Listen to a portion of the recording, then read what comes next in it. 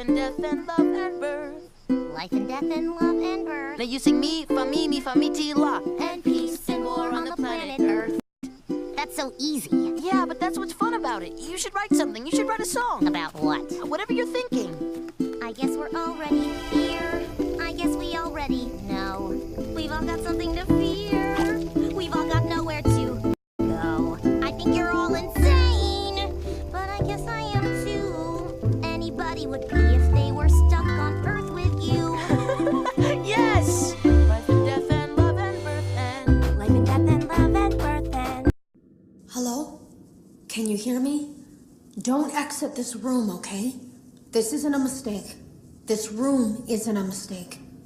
I had to hide these logs away from the core gameplay files, in a place that only a beta would look, and in a place where the files could be protected. I just really hope that the next development team finds this before the game is released to the public.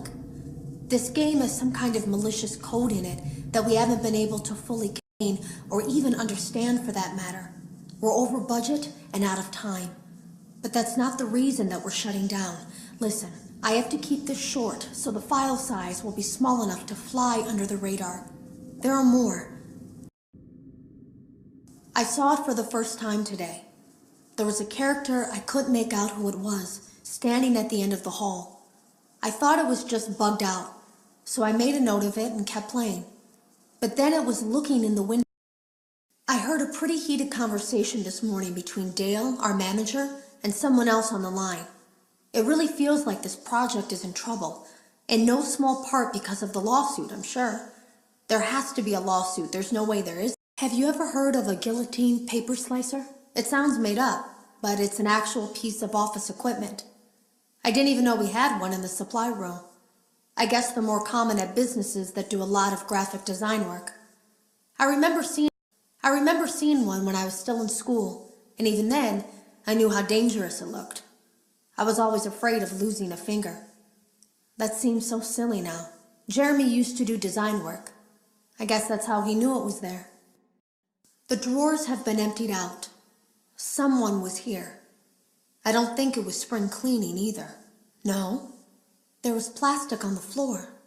Someone was definitely here during the night. It had to have been the client.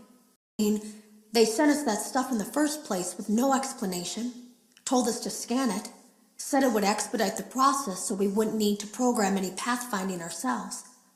It was a budget thing, I guess. It was just junk. There was usable code on some of it. It seemed to take hold by itself. Things started changing.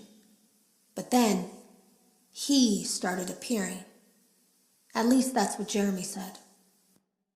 I came in early that morning. No one else was there. At least that's what I thought. The supply room was lit.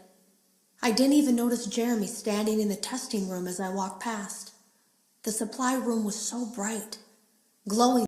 Jeremy complained of nightmares when he came in this morning. He wasn't talking about it like someone telling a friend about his dreams, though. He was pale. Looked like he hadn't eaten in days. He spent an hour talking in Dale's office, but it didn't look like he was given much sympathy. When he came out, he went directly back to the testing room. He doesn't even jump anymore. Nothing scares him. He just stands there like he's talking to someone. Sometimes he rocks from side to side. You can always tell when a company is getting ready to fire someone. They start giving out written warnings for silly things, making sure to build a paper trail and make a case for a firing. Things that normally no one would care about suddenly become grave offenses, all worthy of being written and documented. I guess it works two ways, because it also encourages a person to quit rather than be scrutinized so heavily. I think Jeremy was too far gone to consider that option, though. There was something that looked like a Halloween mask laying on the floor. I didn't understand. Ink must have spilled. It was only then that I heard a shuffle from the testing room and realized Jeremy must be there. I went back and peered in the window. Today was my last day of beta testing, and the anomaly that I've been seeing is nowhere to be found. But after inspecting some of the files, it seems that it's attached itself to these logs. My logs. That can't be. They lied to us. They lied to all of us. They told us that the whole point of this VR game was to undo the bad PR done by a rogue indie game developer who supposedly made up a bunch of crazy stories that tarnished the brand. But that's not true at all.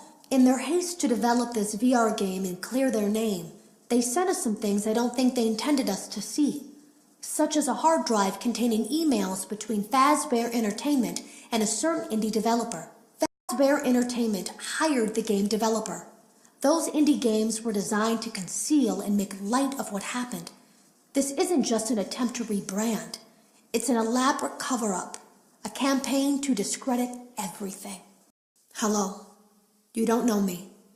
I had created a series of logs for you documenting the troubled development of this VR game that you're now testing, in hopes that you, whoever you are, and whatever team you're with, will abandon. If you are unable to abandon development, hide all traces of these logs that I've created.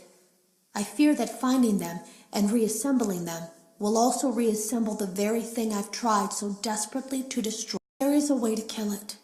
It wants to escape through someone plugged into this game. That's you now.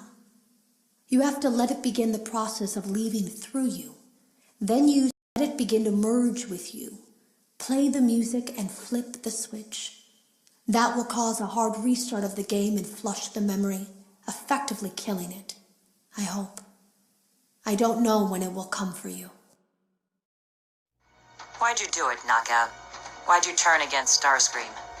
Even if I had helped him seize this ship, he would have probably just fired me out of the first airlock. Oh, and he's rude. Why'd you do it, Knockout? Why'd you turn against Starscream? Even if I had helped him seize this ship, he would have probably just fired me out of the first airlock. Oh, and he's rude. Smokescreen was the only one who went back. If it weren't for him, Optimus might not. May I ask why you are not currently scouting Grid 305 for Predacon bones? Because we just returned from surveying grids 301 to 304? May I... You took my voice. You will never rob anyone of anything ever again. Hey, Raph. You can tear yourself away from your laptop for 2 seconds. Bridge yourself up here so we can get to Cybertron already. My name is Bumblebee. Guess you took a beating after all. Sideswipe! Audio overload! What are you listening to, anyway? Oh! Oh, I love this song! You, we're face to face, but we don't see eye to eye. Like fire and rain, you can drive me insane, but I can't say mad at you for anything. You're a punk. You know how to take out security systems, don't you? No! Maybe. Lieutenant!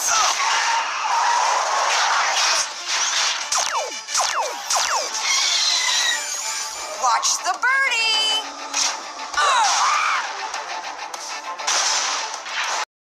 You're my ties to Cybertron, more than any rule book.